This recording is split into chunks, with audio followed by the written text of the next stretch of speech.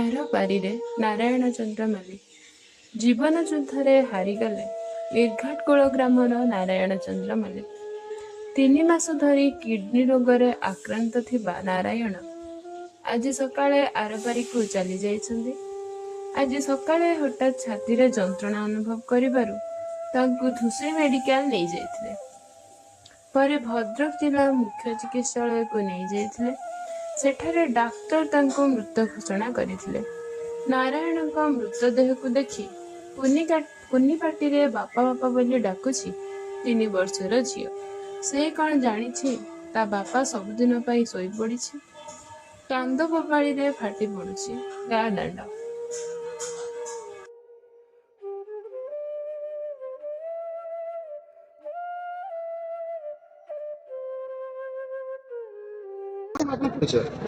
ମୁଁ ରଞ୍ଜିତ ମଲ୍ଲିକ।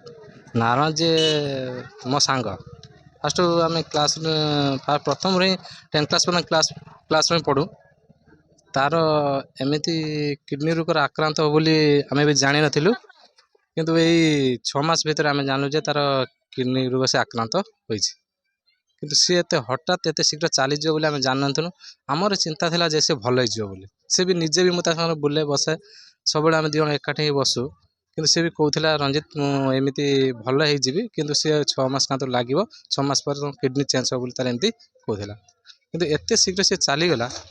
କିନ୍ତୁ ତାର ଗୋଟେ ଛୋଟିଆ ପିଲାଟେ 3 ବର୍ଷର, ସେ କେମିତି ରହିବ? ଆମେ ସରକାରଙ୍କ ପାଖରେ ଅନୁରୋଧ କରୁଛୁ, ସରକାର କିଛି ତା ପ୍ରତି ସାହାଯ୍ୟ କରନ୍ତୁ। ମୋ ନାଁ ସତ୍ୟଭାମା ମଲ୍ଲିକ। ମୁଁ ମିର୍ଗାହାଟକୁଳର ଆଶା। ମୁଁ ସେଇ ନାରାୟଣ ମଲ୍ଲିକ ଘର ପାଖରେ ମୋର ଘର। ତାଙ୍କର ବି ମୁଁ ଆଶା। ମୁଁ ହେଉଛି 3 ମାସ ହେଲା ତାଙ୍କର କିଡ଼ନୀ 2ଟା ନଷ୍ଟ ହେଇଯାଇଥିଲା। ଗୋଟେ 14% ଥିଲା, ଗୋଟେ 16% ଥିଲା। ଡାକ୍ତର ହେଉଛି ଟ୍ରିଟମେଣ୍ଟ ସେ ହେଉଥିଲେ, ଡାୟାଲିସିସ୍ ବି ହେଉଥିଲା। କିନ୍ତୁ ହଠାତ୍ ଆଜି ନିଶ୍ୱାସ ପ୍ରଶ୍ୱାସ ନେବାର ତାଙ୍କର ବାଧା ଘଟିବାରୁ ତାଙ୍କୁ ମେଡ଼ିକାଲ ନେଇଯାଉଥିଲେ, ବାଟର ଡେଥ୍ ହେଇଯାଇଛି। ଡେଥ୍ ହେଇଯାଇଛି। ତାର ଗୋଟେ 3 ବର୍ଷର ଝିଅ ଆଉ 28 ବର୍ଷର ସ୍ତ୍ରୀ। ସିଏ ଆମେ ଚାହୁଁଛୁ ଯେ ସିଏ କେମିତି ରହିବେ, ସିଏ କେମିତି ହେଉଛି ଛୁଆ ଟିକେ ପାଠଶାଠ ପଢ଼େଇବ, ତା ସ୍ତ୍ରୀ କେମିତି ରହିବ। ଆମେ ସରକାରକୁ ଏତିକି ସାହାଯ୍ୟ ମାଗୁଛୁ, ତାଙ୍କୁ କିଛି ସାହାଯ୍ୟ ଦେଇକି ଇଏ କରନ୍ତୁ। ଏତିକି ସରକାର ପାଖରେ ଆମର ନିବେଦନ। ମୋ ପରିଚୟ ନିଶିକାନ୍ତ ମଲ୍ଲିକ, ମିର୍ଗାହାଟକୁଳ। ଆଜି ସକାଳେ ଆମେ ଦେଖିବାକୁ ପାଇଲୁ ଅଚାନକ ନାରାୟଣ ଚନ୍ଦ୍ର ମଲ୍ଲିକଙ୍କର ଦେହାନ୍ତ ଘଟିଛି। ଆଜ୍ଞା, କ'ଣ କହିବେ ଆପଣ? ସିଏ ତାର 3 ବର୍ଷ ହେଲା ଯେଉଁ କାମଟା ଯେଉଁ ଡାଇଜେସନ୍ ହେଇଥିଲା, ସେଟା ଆମେ ଭାବୁଥିଲୁ ଭଲ ହେବା ପାଇଁ, ତ ଭଲ ହେବାର ଚାଲିଥିଲା।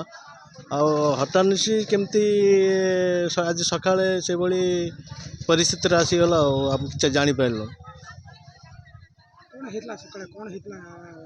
ସକାଳେ ତ ବୁଲାଚୁଲା କରୁଥିଲା, ଚାଲୁଥିଲା, ଆସୁଥିଲା, କଥାବାର୍ତ୍ତା କରୁଥିଲା। ତା ଅଧଘଣ୍ଟେ ଘଣ୍ଟେ ଭିତରେ କ'ଣ ତାର ନିଶ୍ୱାସ ଟିକେ ବନ୍ଦ ହେଇଗଲା। ସେଇଥିପାଇଁ ଆମେ ହସ୍ପିଟାଲ ନେଇକି ଗଲୁ, ଧୁସୁରୀ ହସ୍ପିଟାଲ ନେଇଗଲୁ। ଧୁସୁରୀରୁ ଫେରେ ଭଦ୍ରକ ନେବା ପର୍ଯ୍ୟନ୍ତ ତାଙ୍କର ମୃତ୍ୟୁ ହେଇଗଲା। ଆଉ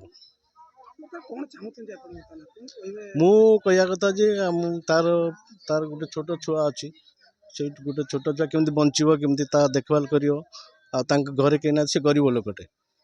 ସେଥିପାଇଁ ମୁଁ ସରକାରକୁ ଅନୁରୋଧ କରୁଛି ଯେ ତାଙ୍କୁ କିଛି କରିବା ପାଇଁ, ତା ପିଲା ଛୁଆଙ୍କ ପାଇଁ କିଛି କରିବା ପାଇଁ ବୋଲିକି ସେଥିପାଇଁ ମୁଁ ଅନୁରୋଧ କରୁଛି।